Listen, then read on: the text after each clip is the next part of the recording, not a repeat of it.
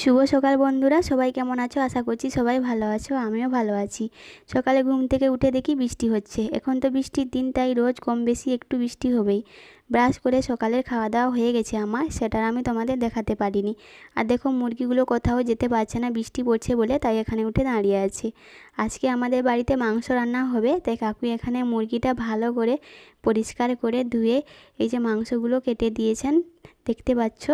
আমি এখন মাংসগুলো ভালো করে জল দিয়ে আবার ধুয়ে নেব। তাই বোন এখানে দাঁড়িয়ে আছে, আর আমি বলছি এই ফোনটা ধরে একটু আমাকে ভিডিও করে দে না। তাই ও ফোনটা ধরে আমার জন্য ভিডিও করে দিচ্ছে, আর আমি মাংসগুলো ধুয়ে নিচ্ছি। একটু একটু বৃষ্টিও পড়ছে, হালকা হালকা, বেশি না। পরিষ্কার করে মাংসগুলো আমি ধুয়ে নিয়েছি এখন। আর বোন এখানে কলার খোসা বাটছে। কলার খোসা বাটা রান্না করবে আজকে, তাই জন্য ঠাকুমা এখানে আমাকে কুমড়ো শাক দিচ্ছে।